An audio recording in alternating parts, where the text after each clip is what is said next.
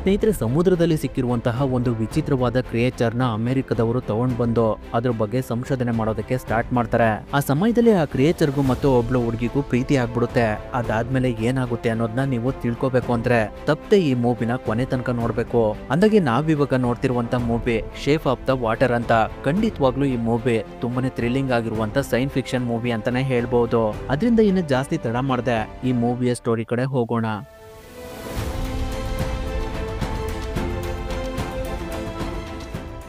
ಕತೆ ಶುರುವಾದಾಗ ನಮ್ಗೆ ಎಲಿಸನ ತೋರಿಸ್ತಾರೆ. ಅವಳು ಬೆಳಗ್ಗೆ ಬೇಗ ಎದ್ದು ಕೆಲ್ಸಕ್ಕೋಸ್ಕರ ರೆಡಿ ಆಗ್ತಿರ್ತಾಳೆ. ಅವಳಿರುವಂತ ಮನೆ ಕೆಳಗಡೆ ಒಂದು ಹಳೆ ಥಿಯೇಟರ್ ಕೂಡ ಇರುತ್ತೆ. ಆ ಥಿಯೇಟರ್ಗೆ ಅಷ್ಟೇನು ಜನ ಬರ್ತಿರೋದಿಲ್ಲ, ಯಾವಾಗ್ಲೂ ಖಾಲಿ ಇರುತ್ತೆ. ಯಾಕಂದ್ರೆ ಆ ಥಿಯೇಟರ್ ನಲ್ಲಿ ಒಳ್ಳೆ ಮೂವೀಸ್ ಗಳನ್ನ ಆಗ್ತಾ ಇರೋದಿಲ್ಲ. ಅದ್ರಿಂದ ಎಲಿಸ ರೆಡಿ ಆಗ್ತಿರ್ಬೇಕಾದ್ರೆ ನಮ್ಗೆ ಗೊತ್ತಾಗುತ್ತೆ ಅವಳು ಕುತ್ತಿಗೆ ಭಾಗದಲ್ಲಿ 2 ಕಡೆ ಕೆಲವು ಮಾರ್ಕ್ ಗಳಿದಾವೆ ಅಂತ. ಆ ಮಾರ್ಕ್ ಗಳು ಏನು ಅಂತ ನಮ್ಗೆ ಮುಂದೆ ಗೊತ್ತಾಗುತ್ತೆ. ಅವಳು ಬೇಗ ರೆಡಿಯಾಗಿ ಅವಳ ಮನೆ ಪಕ್ಕದಲ್ಲಿರುವಂತಹ ಗಿಲ್ಸ್ ಮನೆಗ್ ಬಂದು ಅವಳು ರೆಡಿ ಮಾಡಿರುವಂತಹ ತಿಂಡಿನ ಅವ್ರಿಗೆ ಕೊಡ್ತಾಳೆ. ಇವರು ಎಲಿಸಾಗೆ ತಂದೆ ತರ. ಒಂದ್ ರೀತಿ ಹೇಳ್ಬೇಕು ಅಂದ್ರೆ ಇವರು ಎಲಿಸಾಗೆ ಸಾಕು ತಂದೆ. ಇವರಿಗೆ ಡ್ರಾಯಿಂಗ್ ಅಂದ್ರೆ ತುಂಬಾನೇ ಪ್ರಾಣ. ಅದರಿಂದ ಯಾವಾಗ್ಲೂ ಇವರು ಒಳ್ಳೆ ಡ್ರಾಯಿಂಗ್ ನ ಬಿಡಿಸಿ ಒಳ್ಳೆ ಪ್ರೈಸ್ ನ ತಗೊಳ್ಬೇಕು ಅಂತ ಟ್ರೈ ಮಾಡ್ತಿರ್ತಾರೆ. ಎಲಿಸಾ ಗಿಲ್ಸ್ ಹತ್ರ ಸನ್ನೆ ಮಾಡಿ ಮಾತಾಡ್ತಿರೋದನ್ನ ನೋಡಿದ್ರೆ ಅವಳಿಗೆ ಮಾತ್ ಬರೋದಿಲ್ಲ ಅಂತ ನಮಗ್ ಗೊತ್ತಾಗುತ್ತೆ. ಆದ್ರೆ ಅವಳಿಗೆ ಕಿವಿ ತುಂಬಾನೇ ಚೆನ್ನಾಗಿ ಕೇಳುತ್ತೆ. ಎಲಿಸಾ ದಿನ ಬಸ್ ನಲ್ಲೇ ಟ್ರಾವೆಲ್ ಮಾಡೋದು. ಅವಳು ಏರೋಸ್ಪೇಸ್ ರಿಸರ್ಚ್ ಸೆಂಟರ್ ನಲ್ಲಿ ಕೆಲಸ ಮಾಡ್ತಿರ್ತಾಳೆ. ಇವ್ರ ಹೆಸರು ಜೆಲ್ಡಾ ಅಂತ. ಎಲಿಸಾಗೆ ಇವರು ತುಂಬಾ ಆತ್ಮೀಯ ಸ್ನೇಹಿತೆ. ಇವರಿಬ್ರು ಯಾವಾಗ್ಲೂ ಒಟ್ಟಿಗೆ ಕೆಲಸ ಮಾಡ್ತಿರ್ತಾರೆ. ಇವ್ರ ಕೆಲಸ ಏನಂದ್ರೆ ಹೌಸ್ ಕೀಪಿಂಗ್ ಮಾಡೋದು. ಈ ಕೆಲಸನ ಇವರಿಬ್ರು ತುಂಬಾನೇ ಖುಷಿಯಿಂದ ಮಾಡ್ತಾ ಇರ್ತಾರೆ. ಇವ್ರ ಹೆಸರು ಫ್ಲೇಮಿಂಗ್ ಅಂತ. ಇವರು ಇಲ್ಲಿ ಕೆಲಸ ಮಾಡುವಂತಹ ವರ್ಕರ್ಸ್ ಗಳಿಗೆ ಮ್ಯಾನೇಜರ್ ಆಗಿರ್ತಾರೆ. ಅದರಿಂದ ಅವರು ಎಲ್ಲರಿಗೂ ಇವತ್ತು ಇಲ್ಲಿಗೆ ಒಂದು ಹೊಸ ತಂಡ ಬರ್ತಿದೆ. ಇವ್ರ ಹೆಸರು ಡಾಕ್ಟರ್ ರಾಬರ್ಟ್ ಅಂತ. ಇವರು ಗೆಲ್ವೆಸ್ಟನ್ ಇಂದ ಬಂದಿದ್ದಾರೆ. ಇವತ್ತು ಇಲ್ಲಿಗೆ ಒಂದು ವಿಶೇಷವಾದಂತಹ ಜೀವಿನ ತರ್ತಿದ್ದಾರೆ. ಅದ್ರ ಬಗ್ಗೆ ಯಾರು ಹೊರಗಡೆ ಮಾತಾಡಬಾರ್ದು. ಈ ವಿಷಯ ತುಂಬಾನೇ ರಹಸ್ಯವಾಗಿರ್ಬೇಕು ಅಂತ ಹೇಳ್ತಿರ್ತಾರೆ. ಅಷ್ಟರಲ್ಲೇ ಅಲ್ಲಿಗೆ ವರ್ಕರ್ಸ್ ಗಳು ಒಂದು ಟ್ಯಾಂಕ್ ನ ಹೇಳ್ಕೊಂಡ್ ಬರ್ತಾರೆ. ಇವನ ಹೆಸರು ರಿಚರ್ಡ್ ಅಂತ. ಇವನು ಇಲ್ಲಿಗೆ ವಿಶೇಷವಾಗಿರುವಂತಹ ಜೀವಿ ಬಗ್ಗೆ ರಿಸರ್ಚ್ ಮಾಡೋದಕ್ಕೆ ಬಂದಿರುವಂತ ಹೊಸ ಆಫೀಸರ್. ಈಗಿರ್ಬೇಕಾದ್ರೆ ಎಲಿಸಾ ಆ ಟ್ಯಾಂಕ್ ಒಳಗಡೆ ಏನಿರ್ಬಹುದು ಅಂತ ತುಂಬಾ ಕುತೂಹಲದಿಂದ ನೋಡ್ತಿರ್ತಾಳೆ. ಅವಾಗ ಒಂದು ವಿಚಿತ್ರವಾದ ಜೀವಿ ಆ ಟ್ಯಾಂಕ್ ಒಳಗಡೆ ತುಂಬಾ ಜೋರಾಗಿ ಸೌಂಡ್ ಮಾಡೋದಕ್ಕೆ ಸ್ಟಾರ್ಟ್ ಮಾಡುತ್ತೆ. ಅದರಿಂದ ಫ್ಲೇಮಿಂಗ್ ಅವ್ರಗಳನ್ನ ಅಲ್ಲಿಂದ ಹೊರಗಡೆ ಕಳಿಸ್ತಾನೆ. ಅದಾದ್ಮೇಲೆ ಎಲಿಸಾ ಮತ್ತೆ ಗಿಲ್ಸ್ ಇಬ್ರು ಒಂದು ಕೇಕ್ ಶಾಪಿಗೆ ಬಂದು ಕೇಕ್ ನ ತಗೊಂಡು ಮನೇಲಿ ಅದನ್ನ ತಿಂತ ಟಿವಿ ನೋಡ್ತಾ ಟೈಮ್ ಪಾಸ್ ಮಾಡ್ತಾ ಇರ್ತಾರೆ. ಇದೇ ರೀತಿ ಎಲಿಸಾಳ ದಿನನಿತ್ಯದ ರೂಟೀನ್ ಆಗಿರುತ್ತೆ. ಡೈಲಿ ಬೆಳಿಗ್ಗೆ ಬೇಗ ಎದ್ದೇಳೋದು, ನಂತರ ರೆಡಿಯಾಗಿ ಬಸ್ ನಲ್ಲಿ ಕೆಲ್ಸಕ್ಕೆ ಬರೋದು, ಸಂಜೆವರೆಗೂ ಕೆಲಸ ಮಾಡೋದು, ಇಷ್ಟೇ ಇವಳ ಜೀವನ. ಈಗಿರ್ಬೇಕಾದ್ರೆ ಒಂದಿನ ಎಲಿಸಾ ಮತ್ತೆ ಜೆಲ್ಡಾ ಇಬ್ರು ಬಾತ್ರೂಮ್ ನ ಕ್ಲೀನ್ ಮಾಡ್ತಾ ಇರ್ತಾರೆ. ಅವಾಗ ಅಲ್ಲಿಗೆ ನೇಚರ್ ಕಾಲ್ಗೋಸ್ಕರ ರಿಚರ್ಡ್ ಬರ್ತಾನೆ. ಅವನ್ ಕೈಲಿ ಒಂದು ಸ್ಟನ್ ಗನ್ ಇರುತ್ತೆ. ಅದನ್ನ ಅವನು ವಾಪಸ್ ತಗೊಂಡು ಹೋದಾಗ ಅದನ್ನ ಇಟ್ಟಿರುವಂತಹ ಜಾಗದಲ್ಲಿ ಸ್ವಲ್ಪ ಬ್ಲಡ್ ಆಗಿರುತ್ತೆ. ಅದನ್ನ ನೋಡಿ ಎಲಿಸಾಗೆ ರಿಚರ್ಡ್ ಮೇಲೆ ಸ್ವಲ್ಪ ಡೌಟ್ ಬರುತ್ತೆ. ಅವನು ಅಷ್ಟೊಂದು ಒಳ್ಳೆ ಮನುಷ್ಯ ಅಲ್ಲ ಅಂತ. ಅದಾದ್ಮೇಲೆ ಸ್ವಲ್ಪ ಸಮಯದ ನಂತರ ಎಲಿಸಾ ಮತ್ತೆ ಜೆಲ್ಡಾ ಇಬ್ರು ಡಸ್ಟ್ ಬಿನ್ ಗೆ ಕವರ್ ಆಗ್ತಿರ್ಬೇಕಾದ್ರೆ ಯಾರೋ ಒಬ್ರು ಜೋರಾಗಿ ಕೂಗ್ತಿರುವಂತ ಶಬ್ದ ಅವ್ರಿಗೆ ಕೇಳಿಸುತ್ತೆ. ಅದು ಯಾರಿರ್ಬೋದು ಅಂತ ಇಬ್ರು ತುಂಬಾ ಆಶ್ಚರ್ಯದಿಂದ ನೋಡ್ತಿರ್ಬೇಕಾದ್ರೆ ರಿಚರ್ಡ್ ಒಂದು ರೂಮ್ ನಿಂದ ಹೊರಗಡೆ ಬರ್ತಾನೆ. ಅದೇ ರೂಮ್ ನಲ್ಲಿ ವಿಶೇಷವಾಗಿರುವಂತ ಜೀವಿ ಇರೋದು. ರಿಚರ್ಡ್ ನ ಕೈ ತುಂಬಾ ಬ್ಲಡ್ ಆಗಿರುತ್ತೆ.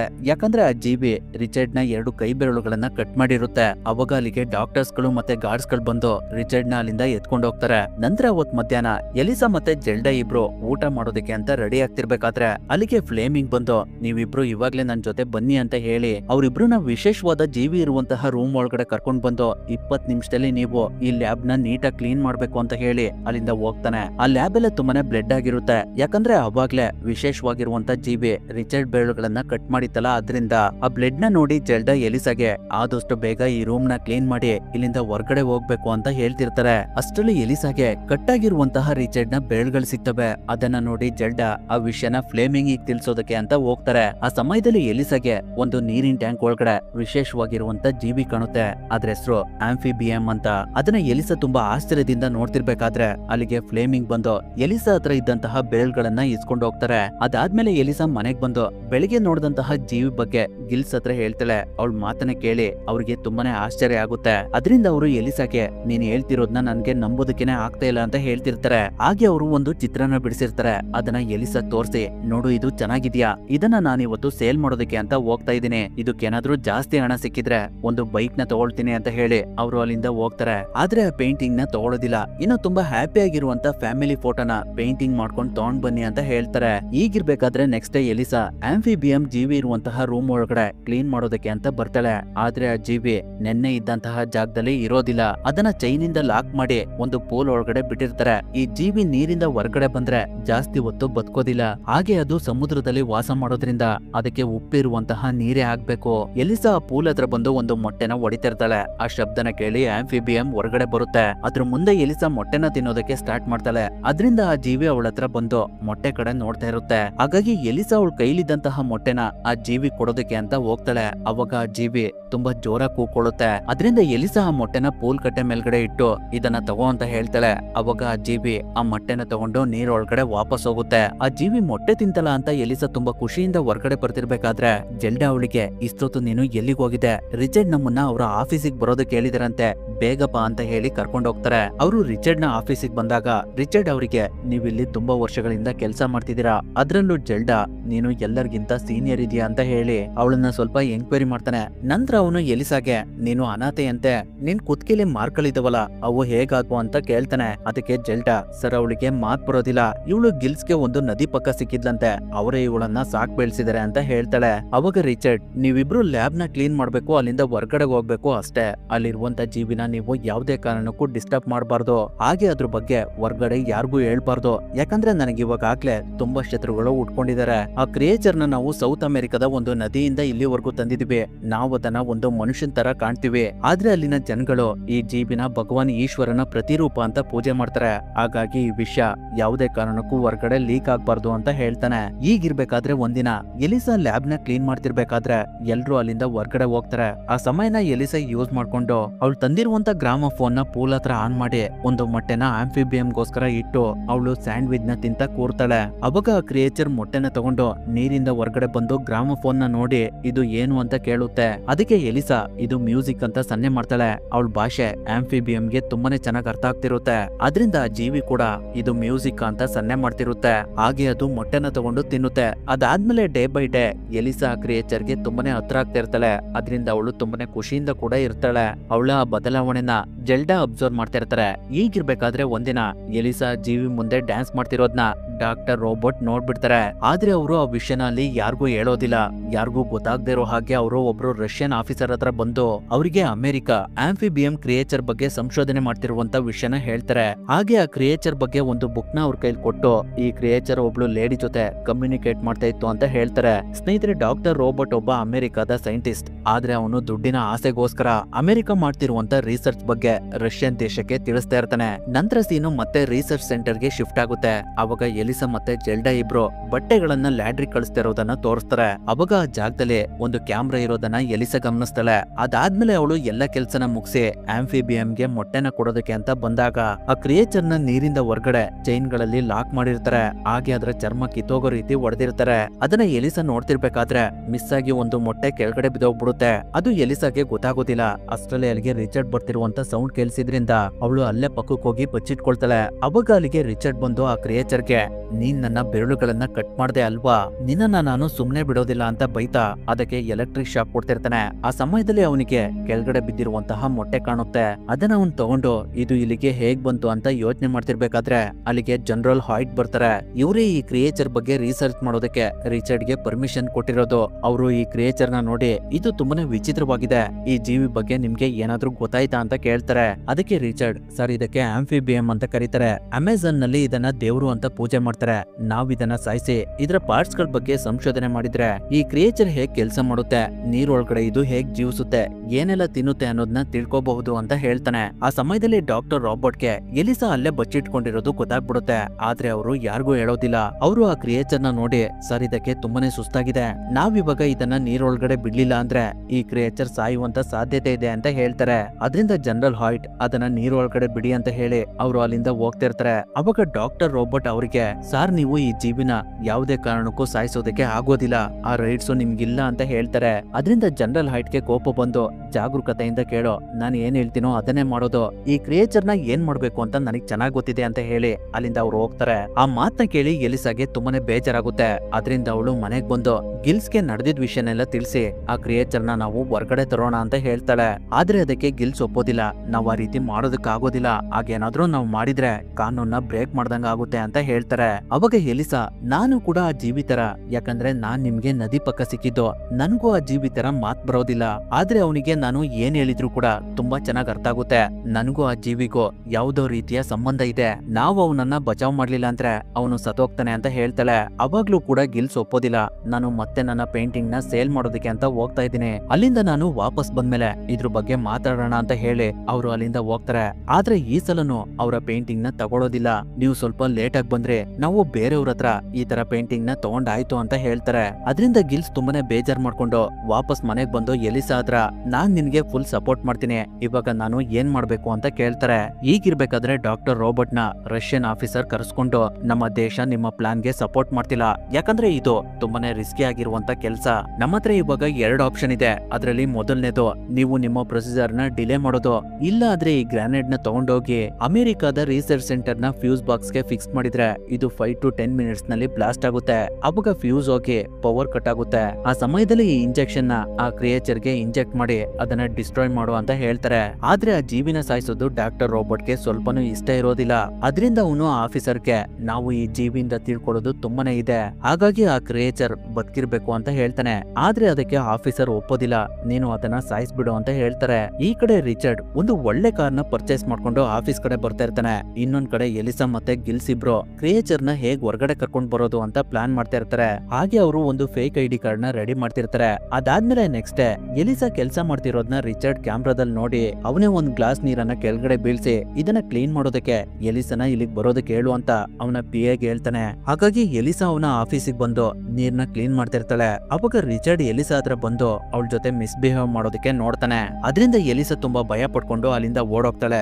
ಅದೇ ಸಮಯದಲ್ಲಿ ಡಾಕ್ಟರ್ ರಾಬರ್ಟ್ ಬಾತ್ರೂಮಿಗೆ ಬಂದು ರಷ್ಯನ್ ಆಫೀಸರ್ ಕೊಟ್ಟಂತ ಇಂಜೆಕ್ಷನ್ ನ ರೆಡಿ ಮಾಡ್ಕೊಳ್ತಾ ಇರ್ತಾನೆ. ಇನ್ನೊಂದ್ ಕಡೆ ಎಲಿಸಾ ಡಿಸ್ಪೆಚ್ ಮಾಡುವಂತಹ ಜಾಗಕ್ಕೆ ಬಂದು ಅಲ್ಲಿದ್ದಂತಹ ಕ್ಯಾಮ್ರಾನ ಬೇರೆ ಕಡೆ ತಿರುಗಿಸ್ತಾ ಇರ್ತಾಳೆ. ಯಾಕಂದ್ರೆ ಅದೇ ಜಾಗದಿಂದ ಅವಳು ಕ್ರಿಯೇಚರ್ ನ ಹೊರಗಡೆ ತಗೊಂಡು ಹೋಗ್ಬೇಕು ಅಂತ ಡಿಸೈಡ್ ಮಾಡಿರ್ತಾಳೆ. ಅದರಿಂದ ಅವಳು ಕೆಲವು ಬಟ್ಟೆಗಳನ್ನ ನೀರಿನಲ್ಲಿ ಒದ್ದೆ ಮಾಡಿ ಅವುಗಳನ್ನ ಆಲ್ಫಿಬಿಯಂ ಇರುವಂತಹ ಲ್ಯಾಬ್ ಒಳಗಡೆ ತಗೊಂಡ್ ಬಂದು ಆ ಕ್ರಿಯೇಚರ್ ಗೆ ಕಟ್ಟಿರುವಂತ ಚೈನ್ ನ ಬಿಚ್ಚುತ್ತಾ ಇರ್ತಾಳೆ. ಅವಾಗ ಅಲ್ಲಿಗೆ ಡಾಕ್ಟರ್ ರಾಬರ್ಟ್ ಬಂದು, ನೀನ್ ಇದನ್ನ ಹೊರಗಡೆ ತಗೊಂಡೋಗೋದಕ್ಕೆ ಒಳ್ಳೆ ಪ್ಲಾನ್ ಮಾಡಿದೀಯ ಅಂತ ಹೇಳಿ ಅವನು ಕೂಡ ಆ ಕ್ರಿಯೇಚರ್ ನ ಹೊರಗಡೆ ತಗೊಂಡೋಗೋದಕ್ಕೆ ಎಲಿಸಾಗೆ ಹೆಲ್ಪ್ ಮಾಡ್ತಾನೆ. ಹಾಗೆ ಅವನು ಅವನ ಹತ್ರ ಇದ್ದಂತಹ ಗ್ರಾನೇಡ್ ನ ತಗೊಂಡ್ ಬಂದು ಫ್ಯೂಸ್ ಹತ್ರ ಫಿಕ್ಸ್ ಮಾಡಿ ಅಲ್ಲಿಂದ ಹೋಗ್ತಾನೆ. ಇನ್ನೊಂದ್ ಕಡೆ ಗಿಲ್ಸ್ ಕೂಡ ಒಂದು ವ್ಯಾನ್ ತಗೊಂಡು ಸೆಕ್ಯೂರಿಟಿ ಹತ್ರ ಬಂದು ಅವರಿಗೆ ಅವ್ನು ರೆಡಿ ಮಾಡಿರುವಂತ ಫೇಕ್ ಐಡಿ ಕಾರ್ಡ್ ನ ತೋರಿಸ್ತಾ ಇರ್ತಾರೆ. ಎಲಿಸಾ ತುಂಬಾ ಹೊತ್ತಾದ್ರೂ ಹೊರಗಡೆ ಬರ್ದೇ ಇರೋದನ್ನ ಜಲ್ಡೆ ಅಬ್ಸರ್ವ್ ಮಾಡಿ ಅವಳು ಏನ್ ಮಾಡ್ತಿರ್ಬಹುದು ಅಂತ ನೋಡೋದಕ್ಕೆ ಮತ್ತೆ ಅವರು ವಾಪಸ್ ಒಳಗಡೆ ಬಂದಾಗ ಎಲಿಸಾ ಅವ್ರ ಮುಂದೆ ಬರ್ತಾಳೆ. ಅವಳನ್ನ ನೋಡಿ ಜಲ್ಡಾಗೆ ಅವಳು ಕ್ರಿಯೇಚರ್ ನ ಹೊರಗಡೆ ತಗೊಂಡ್ ಹೋಗ್ತಾ ಇದ್ದಾಳೆ ಅನ್ನೋದು ಗೊತ್ತಾಗ್ಬಿಡುತ್ತೆ. ಅದರಿಂದ ಅವರು ಅವಳನ್ನ ತಡೆಯೋದಕ್ಕೆ ಪ್ರಯತ್ನ ಪಡ್ತಿರ್ತಾರೆ. ಈಗಿರ್ಬೇಕಾದ್ರೆ ಕ್ಯಾಮ್ರಾದಲ್ಲಿ ರಿಚರ್ಡ್ ಗಿಲ್ಸ್ ಕಾರ್ನ ನೋಡಿ ಅದು ಯಾರಿರ್ಬೋದು ಅಂತ ನೋಡೋದಕ್ಕೆ ಹೊರಗಡೆ ಹೋಗ್ತಾನೆ. ಈ ಕಡೆ ಸೆಕ್ಯೂರಿಟಿಗೆ ಗಿಲ್ಸ್ ಕೊಟ್ಟಿರುವಂತ ಐಡಿ ಕಾರ್ಡ್ ಫೇಕ್ ಅನ್ನೋದು ಗೊತ್ತಾಗ್ಬಿಡುತ್ತೆ. ಅದರಿಂದ ಅವರು ಗಿಲ್ಸ್ಗೆ ಗಾಡಿಯಿಂದ ಕೆಳಗಡೆ ಇಳಿ ಅಂತ ಹೇಳ್ತಿರ್ತಾರೆ. ಅಷ್ಟರಲ್ಲಿ ಡಾಕ್ಟರ್ ರೋಬೋಟ್ ಫಿಕ್ಸ್ ಮಾಡಿರುವಂತ ಗ್ರಾನೇಡ್ ಬ್ಲಾಸ್ಟ್ ಆಗಿ ಫ್ಯೂಸ್ ಸುಟ್ಟೋಗ್ಬಿಡುತ್ತೆ. ಅದರಿಂದ ಎಲ್ಲ ಕಡೆ ಪವರ್ ಆಫ್ ಆಗುತ್ತೆ. ಅದೇ ಸಮಯಕ್ಕೆ ಸರಿಯಾಗಿ ಸೆಕ್ಯೂರಿಟಿ ಹತ್ರ ಡಾಕ್ಟರ್ ರೋಬೋಟ್ ಬಂದು ಅವರು ಅವಾಗ್ಲೇ ರೆಡಿ ಮಾಡ್ಕೊಂಡಿರುವಂತ ಇಂಜೆಕ್ಷನ್ ನ ಅವನಿಗೆ ಇಂಜೆಕ್ಟ್ ಮಾಡಿ ಗಿಲ್ಸ್ ನ ಎಲಿಸಾ ಹತ್ರ ಕಳಿಸ್ತಾರೆ. ಅವಾಗ ಜೆಲ್ಡಾ ಕೂಡ ಬೇರೆ ವಿಧಿ ಇಲ್ದೆ ಆ ಕ್ರಿಯೇಚರ್ ನ ಹೊರಗಡೆ ತಗೊಂಡೋಗೋದಕ್ಕೆ ಎಲಿಸಾಗೆ ಹೆಲ್ಪ್ ಮಾಡ್ತಾರೆ. ಅದರಿಂದ ಗಿಲ್ಸ್ ಮತ್ತೆ ಎಲಿಸಾ ಇಬ್ರು ಕ್ರಿಯೇಚರ್ ನ ವ್ಯಾನ್ ಒಳಗಡೆ ಹಾಕೊಂಡು ಅಲ್ಲಿಂದ ಹೋಗ್ತಿರ್ಬೇಕಾದ್ರೆ ಮಿಸ್ ಆಗಿ ರಿಚರ್ಡ್ ನ ಹೊಸ ಕಾರ್ಗೆ ಡ್ಯಾಶ್ ಹೊಡ್ಬಿಡ್ತಾರೆ. ಆದ್ರೂ ಹೇಗೋ ಮಾಡಿ ಮತ್ತೆ ವ್ಯಾನ್ ನ ಸ್ಟಾರ್ಟ್ ಮಾಡ್ಕೊಂಡು ಅಲ್ಲಿಂದ ಹೋಗ್ತಿರ್ಬೇಕಾದ್ರೆ ಅಲ್ಲಿಗೆ ರಿಚರ್ಡ್ ಬಂದು ಅವ್ರ ಕಡೆ ಶೂಟ್ ಮಾಡೋದಕ್ಕೆ ಸ್ಟಾರ್ಟ್ ಮಾಡ್ತಾನೆ. ಆದ್ರೂ ಅದರಿಂದ ಅವ್ರಗಳಿಗೆ ಏನು ಆಗೋದಿಲ್ಲ. ಅಷ್ಟೊತ್ತಿಗೆ ಪವರ್ ಕೂಡ ಬಂದ್ಬಿಡುತ್ತೆ. ಅವ್ರನ್ನ ಫಾಲೋ ಮಾಡೋಣ ಅಂದ್ರೆ ರಿಚರ್ಡ್ ನ ಕಾರ್ ಬೇರೆ ಹಾಳಾಗ್ಬಿಟ್ಟಿರುತ್ತೆ. ಆ ಕಾರ್ನ ನೋಡಿ ರಿಚರ್ಡ್ ಗೆ ತುಂಬಾನೇ ಕೋಪ ಬರ್ತಿರುತ್ತೆ. ಹಾಗೆ ಅವನು ಇಮಿಡಿಯೇಟ್ ಆಗಿ ಕ್ರಿಯೇಚರ್ ಲ್ಯಾಬ್ ಒಳಗಡೆ ಬಂದು ನೋಡಿದ್ರೆ ಅಲ್ಲಿ ಕ್ರಿಯೇಚರ್ ಕೂಡ ಇರೋದಿಲ್ಲ. ಅದನ್ನ ನೋಡಿ ಅವನಿಗೆ ಇನ್ನೂ ಕೋಪ ಬರುತ್ತೆ. ಈ ಕಡೆ ಎಲಿಸಾ ಮತ್ತೆ ಗಿಲ್ಸ್ ಇಬ್ರು ಕ್ರಿಯೇಚರ್ ನ ಅವರ ಮನೆ ಒಳಗಡೆ ತಗೊಂಡ್ ಬಂದು ಅದನ್ನ ಅವರ ಮನೆಯ ಬಾತ್ ಟಬ್ ಒಳಗಡೆ ಹಾಕಿ ಆ ನೀರ್ಗೆ ಸ್ವಲ್ಪ ಸಾಲ್ಟ್ ಮಿಕ್ಸ್ ಮಾಡ್ತಾರೆ. ಅವಾಗ ಆ ಕ್ರಿಯೇಚರ್ ಗೆ ಉಸಿರಾಟ ಸ್ವಲ್ಪ ನಾರ್ಮಲ್ ಗೆ ಬರುತ್ತೆ. ಅದನ್ನ ನೋಡಿ ಗಿಲ್ಸ್ ಮತ್ತೆ ಎಲಿಸಾ ಇಬ್ರು ತುಂಬಾನೇ ಖುಷಿ ಪಡ್ತಾ ಇರ್ತಾರೆ. ಇನ್ನೊಂದ್ ಕಡೆ ರಿಚರ್ಡ್ ಫ್ಯೂಸ್ ಹತ್ರ ಬಿದ್ದಿರುವಂತಹ ಗ್ರಾನೇಡ್ ನ ನೋಡಿ ಇದು ರಷ್ಯನ್ ನ ವಿಸ್ಫೋಟಕ, ಇದು ಇಲ್ಲಿಗೆ ಹೇಗ್ ಬಂತು, ಇದನ್ನ ಇಲ್ಲಿಗೆ ಯಾರು ತಗೊಂಡ್ ಬಂದ್ರು, ನನಗೆ ಇದ್ರ ಬಗ್ಗೆ 24 ಅವರ್ಸ್ ನಲ್ಲಿ ಗೊತ್ತಾಗ್ಬೇಕು ಅಂತ ಫ್ಲೇಮಿಂಗ್ ಹತ್ರ ಹೇಳ್ತಿರ್ತಾನೆ. ಹಾಗೆ ಅವನು ಜನರಲ್ ಹಾರ್ಟ್ ಗೆ ಕಾಲ್ ಮಾಡಿ ನಡೆದಿದ್ ವಿಷಯನೆಲ್ಲ ತಿಳಿಸಿ ನಾನು ಆ ಕ್ರಿಯೇಚರ್ ನ ಎಲ್ಲಿದ್ರು ವಾಪಸ್ ತಗೊಂಡ್ ಬರ್ತೀನಿ ಅಂತ ಹೇಳ್ತಿರ್ತಾನೆ. ಎಲಿಸಾ ಒಂದು ಹಾರ್ಬರ್ ಹತ್ರ ಬಂದು ಕ್ರಿಯೇಚರ್ ನ ಬಿಡೋದಕ್ಕೆ ಒಂದು ಜಾಗನ ಚಾಯ್ಸ್ ಮಾಡಿ 10ನೇ ತಾರೀಕು ಅದನ್ನ ಅಲ್ಲಿ ಬಿಡೋದಕ್ಕೆ ಡಿಸೈಡ್ ಮಾಡ್ತಾಳೆ. ಅದಾದ್ಮೇಲೆ ನೆಕ್ಸ್ಟ್ ಡೇ ಎಲಿಸಾ ಮತ್ತೆ ಜೆಲ್ಡಾ ಇಬ್ರು ಏನು ಗೊತ್ತಿಲ್ದಿರೋ ಹಾಗೆ ಡ್ಯೂಟಿಗೆ ಬರ್ತಾರೆ. ಈ ಕಡೆ ಗಿಲ್ಸ್ ಮನೇಲಿ ಕೂತ್ಕೊಂಡು ಕ್ರಿಯೇಚರ್ ಚಿತ್ರನ ಬಿಡಿಸ್ತಾ ಇರ್ತಾನೆ. ಡಾಕ್ಟರ್ ರೋಬೋಟ್ ಕೂಡ ಏನು ಗೊತ್ತಿಲ್ದಿರೋ ತರ ಎಂದಿನಂತೆ ಅವ್ರ ಕೆಲಸದಲ್ಲಿ ಬ್ಯುಸಿ ಆಗಿರ್ತಾರೆ. ಈಗಿರ್ಬೇಕಾದ್ರೆ ರಿಚರ್ಡ್ ಎಲಿಸಾ ಮತ್ತೆ ಜೆಲ್ಡಾನ ಅವನ ಆಫೀಸಿಗೆ ಕರೆಸಿ, ನೀವಿಬ್ರು ನಿನ್ನೆ ಎಲ್ಲರಿಗಿಂತ ಕೊನೆಗೆ ಹೋಗಿದ್ದೀರಾ, ನಿಮ್ಗೇನಾದ್ರೂ ನಿನ್ನೆ ನಡೆದಂತಹ ಘಟನೆ ಬಗ್ಗೆ ಗೊತ್ತಿದ್ಯಾ? ಗೊತ್ತಿದ್ರೆ ಯಾವ್ದೇ ರೀತಿ ಭಯ ಪಡ್ದೆ ನನ್ ಮುಂದೆ ಹೇಳಿ ಅಂತ ಕೇಳ್ತಾನೆ. ಅದಕ್ಕೆ ಅವ್ರಿಬ್ರು ಇಲ್ಲ ಸರ್, ನಮ್ಗೆ ನೆನ್ನೆ ಏನ್ ನಡೀತು ಅಂತಾನೆ ಗೊತ್ತಿಲ್ಲ ಅಂತ ಹೇಳ್ತಾರೆ. ಅವಾಗ ರಿಚರ್ಡ್, ಡಾಕ್ಟರ್ ರೋಬೋಟ್ ಏನಾದ್ರು ನೆನ್ನೆ ವಿಚಿತ್ರವಾಗಿ ಬಿಹೇವ್ ಮಾಡ್ತಿದ್ದು ನಿಮ್ಗಳಿಗೆ ಕಂಡ್ ಬಂತ ಅಂತ ಕೇಳ್ತಾನೆ. ಅದಕ್ಕೂ ಕೂಡ ಜೆಲ್ಡಾ ಇಲ್ಲ ಸರ್ ಅಂತ ಹೇಳ್ತಾರೆ. ಅದ್ರಿಂದ ರಿಚರ್ಡ್ ಅವ್ರಿಬ್ರನ್ನ ಅಲ್ಲಿಂದ ಕಳಿಸ್ತಾನೆ. ಅದೇ ಸಮಯದಲ್ಲಿ ಈ ಕಡೆ ಗಿಲ್ಸ್ ಮಲಗಿರ್ಬೇಕಾದ್ರೆ ಕ್ರಿಯೇಚರ್ ನೀರಿಂದ ಹೊರಗಡೆ ಬಂದು ಹಾಲ್ನಲ್ಲಿರುವಂತಹ ಟಿವಿನ ನೋಡ್ತಾ ಇರುತ್ತೆ. ಅವಾಗ ಅದಕ್ಕೆ ಒಂದು ಬೆಕ್ಕು ಕಾಣುತ್ತೆ. ಆ ಬೆಕ್ಕು ಆ ಕ್ರಿಯೇಚರ್ ನ ನೋಡಿ ತುಂಬಾ ಜೋರಾಗಿ ಕೂಗ್ತಾ ಇರುತ್ತೆ. ಅದರ ಸೌಂಡ್ಗೆ ಗಿಲ್ಸ್ಗೆ ಎಚ್ಚರಿಕೆ ಆಗ್ಬಿಡುತ್ತೆ. ಅದರಿಂದ ಅವರು ಬೆಕ್ಕು ಯಾಕೆ ಇಷ್ಟೊಂದು ಸೌಂಡ್ ಮಾಡ್ತಿದೆ ಅಂತ ಹಾಲಿಗೆ ಬಂದು ನೋಡಿದ್ರೆ ಆ ಬೆಕ್ನ ಕ್ರಿಯೇಚರ್ ತಿಂತಾ ಇರುತ್ತೆ. ಅದನ್ನ ತಡೆಯೋದಕ್ಕೆ ಅಂತ ಗಿಲ್ಸ್ ಹೋದಾಗ ಆ ಕ್ರಿಯೇಚರ್ ಅಲ್ಲಿಂದ ಓಡೋಗುತ್ತೆ. ಅದು ಅಲ್ಲಿಂದ ಓಡೋಗ್ತಿರ್ಬೇಕಾದ್ರೆ ಮಿಸ್ ಆಗಿ ಅದರ ಉಗ್ರು ಗಿಲ್ಸ್ ಕೈಗೆ ತಾಕಿ ಇಂಜುರಿ ಆಗಿ ತುಂಬಾನೇ ಬ್ಲಡ್ ಹೋಗ್ತಿರುತ್ತೆ. ಅದಾದ್ಮೇಲೆ ಎಲಿಸಾ ಕೆಲಸ ಮುಗಿಸ್ಕೊಂಡು ವಾಪಸ್ ಮನೆಗ್ ಬಂದಾಗ ಗಿಲ್ಸ್ ಒಂದ್ ಕಡೆ ಕೂತಿರ್ತಾರೆ. ಅವ್ರ ಕೈಯೆಲ್ಲ ಬ್ಲಡ್ ಆಗಿರೋದನ್ನ ನೋಡಿ ಎಲಿಸಾ ಗಿಲ್ಸ್ಗೆ ತುಂಬಾ ಗಾಬರಿಯಿಂದ ಇದು ಹೇಗಾಯ್ತು ಅಂತ ಕೇಳ್ತಾಳೆ. ಅವಾಗ ಗಿಲ್ಸ್, ನನ್ ಬಗ್ಗೆ ಯೋಚನೆ ಮಾಡ್ಬೇಡ, ನಾನು ಚೆನ್ನಾಗೇ ಇದ್ದೀನಿ. ಆ ಕ್ರಿಯೇಚರ್ ಮನೆಯಿಂದ ಹೊರಗಡೆ ಹೋಗಿದೆ, ಅದನ್ನ ಬೇರೆಯವರು ನೋಡೋಕ್ಕಿಂತ ಮುಂಚೆ ನೀನು ಅದನ್ನ ಹುಡುಕಿ ವಾಪಸ್ ಮನೆ ಕರ್ಕೊಂಡ್ ಬಾ ಅಂತ ಹೇಳ್ತಾರೆ. ಅದರಿಂದ ಎಲಿಸಾ ಆ ಕ್ರಿಯೇಚರ್ ನ ಹುಡ್ಕೊಂಡು ಮನೆಯಿಂದ ಹೊರಗಡೆ ಬಂದಾಗ ಅವಳಿಗೆ ಫಿಲ್ಮ್ ಥಿಯೇಟರ್ ನ ಬೋರ್ಡ್ ಅಲ್ಲಿ ರಕ್ತ ಆಗಿರೋದು ಕಾಣುತ್ತೆ. ಹಾಗಾಗಿ ಅವಳು ಆ ಕ್ರಿಯೇಚರ್ ಥಿಯೇಟರ್ ಒಳಗಡೆ ಹೋಗಿರ್ಬಹುದು ಅಂತ ಒಳಗಡೆ ಹೋಗ್ತಾಳೆ. ಅವಾಗ ಆ ಕ್ರಿಯೇಚರ್ ಅಲ್ಲೇ ಇರುತ್ತೆ. ಪುಣ್ಯಕ್ಕೆ ಅವತ್ತು ಥಿಯೇಟರ್ಗೆ ಯಾರು ಬಂದಿರೋದಿಲ್ಲ. ಎಲಿಸಾ ಆ ಕ್ರಿಯೇಚರ್ ಹತ್ರ ಹೋಗಿ ಅದಕ್ಕೆ ಸಮಾಧಾನ ಮಾಡಿ ವಾಪಸ್ ಮನೆ ಕರ್ಕೊಂಡ್ ಬರ್ತಾಳೆ. ನಂತರ ಅವಳು ಗಿಲ್ಸ್ ಕೈಗೆ ಬ್ಯಾಂಡೇಜ್ ಮಾಡಿ ಒಳಗಡೆ ಹೋದಾಗ ಕ್ರಿಯೇಚರ್ ಗಿಲ್ಸ್ ಹತ್ರ ಬಂದು ಅವ್ರ ಹತ್ರ ಕ್ಷಮೆ ಕೇಳಿ ಗಾಯ ಆಗಿರುವಂತ ಜಾಗಕ್ಕೆ ಅದರ ಕೈನ ಇಡುತ್ತೆ. ಈಗಿರ್ಬೇಕಾದ್ರೆ ಅವತ್ ಮಧ್ಯರಾತ್ರಿ ಎಲಿಸಾಗೆ ನಿದ್ದೆಯಿಂದ ಎಚ್ಚರಿಕೆ ಆಗುತ್ತೆ. ಅವಾಗ ಅವಳಿಗೆ ಆಂಫಿಬಿಯಂ ಮೇಲೆ ಬೇರೆ ತರನೇ ಆಸೆಗಳು ಬರ್ತವೆ. ಅದರಿಂದ ಅವಳು ಅವಳ ಬಟ್ಟೆಗಳನ್ನೆಲ್ಲ ರಿಮೂವ್ ಮಾಡಿ ಆಂಫಿಬಿಯಂ ಹತ್ರ ಹೋಗ್ತಾಳೆ. ಅದಾದ್ಮೇಲೆ ಅವಳು ನೆಕ್ಸ್ಟ್ ಡೇ ಕೆಲ್ಸಕ್ ಬಂದಾಗ ತುಂಬಾನೇ ನಾಚ್ಕೊಳ್ತಾ ಇರ್ತಾಳೆ. ಅದನ್ನ ನೋಡಿ ಜೆಲ್ಡಾ, ಇವತ್ ನೀನು ಇಷ್ಟೊಂದು ಯಾಕೆ ನಾಚ್ಕೊಳ್ತಾ ಇದೀಯಾ, ಏನಾಯ್ತು ಅಂತ ಕೇಳ್ತಾರೆ. ಅವಾಗ ಎಲಿಸಾ ನಿನ್ನೆ ರಾತ್ರಿ ನಡೆದಿದ್ ವಿಷಯನೆಲ್ಲ ಅವರಿಗೆ ತಿಳಿಸ್ತಾಳೆ. ಅದನ್ನ ಕೇಳಿ ಜೆಲ್ಡಾ ತುಂಬಾನೇ ಆಶ್ಚರ್ಯ ಪಡ್ತಿರ್ತಾರೆ. ಈಗಿರ್ಬೇಕಾದ್ರೆ ಒಂದಿನ ರಿಚರ್ಡ್ ಕಾರ್ನಲ್ಲಿ ಕೂತ್ಕೊಂಡು ಕ್ರಿಯೇಚರ್ ನ ಯಾರ್ ತಗೊಂಡೋಗಿರ್ಬಹುದು ಅಂತ ಯೋಚನೆ ಮಾಡ್ತಿರ್ಬೇಕಾದ್ರೆ ಅವನ ಬೆರಳುಗಳಿಂದ ಬ್ಯಾಟ್ ಸ್ಮೆಲ್ ಬರ್ತಿರುತ್ತೆ. ಯಾಕಂದ್ರೆ ಕಟ್ಟಾಗಿರುವಂತ ಅವನ ಬೆರಳುಗಳು ಕೊಳೆಯೋದಕ್ಕೆ ಸ್ಟಾರ್ಟ್ ಆಗಿರ್ತವೆ. ಅದೇ ಸಮಯದಲ್ಲಿ ಈ ಕಡೆ ಎಲಿಸಾ ಬಾತ್ರೂಮ್ ಒಳಗಡೆ ಎಲ್ಲ ನೀರ್ ತುಂಬಿಸ್ಕೊಂಡು ಆಂಫಿಬಿಯಂ ಜೊತೆ ರೊಮ್ಯಾನ್ಸ್ ಮಾಡ್ತಿರ್ತಾಳೆ. ರೂಮ್ ಒಳಗಡೆ ಎಲ್ಲ ನೀರ್ ತುಂಬಿಕೊಂಡಿರೋದ್ರಿಂದ ಆ ನೀರು ಕೆಳಗಡೆ ಇರುವಂತಹ ಥಿಯೇಟರ್ ಒಳಗಡೆ ಎಲ್ಲ ಸೋರ್ತಿರುತ್ತೆ. ಅದನ್ನ ನೋಡಿ ಥಿಯೇಟರ್ ನ ಓನರ್ ಮೇಲ್ಗಡೆ ಬಂದು ಗಿಲ್ಸ್ಗೆ ಸಖತ್ತಾಗಿ ಬೈದು ಇದನ್ನ ಇವಾಗ್ಲೇ ಸ್ಟಾಪ್ ಮಾಡಿ ಅಂತ ಹೇಳಿ ಅವರು ಅಲ್ಲಿಂದ ಹೋಗ್ತಾರೆ. ಅದರಿಂದ ಗಿಲ್ಸ್ ಎಲಿಸಾ ಮನೆ ಒಳಗಡೆ ಬಂದು ಡೋರ್ ನ ಓಪನ್ ಮಾಡಿದಾಗ ನೀರೆಲ್ಲ ಹೊರಗಡೆ ಬರುತ್ತೆ. ಅವಾಗ ಎಲಿಸಾ ಆಂಫಿಬಿಯಂ ನ ತಪ್ಕೊಂಡಿರ್ತಾಳೆ. ಅದನ್ನ ನೋಡಿ ಗಿಲ್ಸ್ ಡೋರ್ ನ ಕ್ಲೋಸ್ ಮಾಡಿ ಅಲ್ಲಿಂದ ಹೋಗ್ತಾರೆ. ಅದಾದ್ಮೇಲೆ ನಡೆದಂತಹ ವಿಷಯನೆಲ್ಲ ಕೇಳಿ ಗಿಲ್ಸ್ ತುಂಬಾನೇ ನಗ್ತಾ ಇರ್ತಾರೆ. ಅವ್ರ ಕೈಗಾಗಿರುವಂತ ಗಾಯ ಬೇರೆ ವಾಸಿ ಆಗಿರುತ್ತೆ. ಅದನ್ನೆಲ್ಲ ನೋಡಿ ಅವರು ಈ ಕ್ರಿಯೇಚರ್ ನಿಜವಾಗ್ಲೂ ದೇವ್ರೇ ಇರ್ಬೇಕು ಅಂತ ಹೇಳ್ತಿರ್ತಾರೆ. ಇನ್ನೊಂದ್ ಕಡೆ ಡಾಕ್ಟರ್ ರೋಬೋಟ್ ನ ಅಬ್ಸರ್ವ್ ಮಾಡೋದಕ್ಕೆ ಅಂತ ರಿಚರ್ಡ್ ಫ್ಲೇಮಿಂಗ್ ನ ಬಿಟ್ಟಿರ್ತಾನೆ.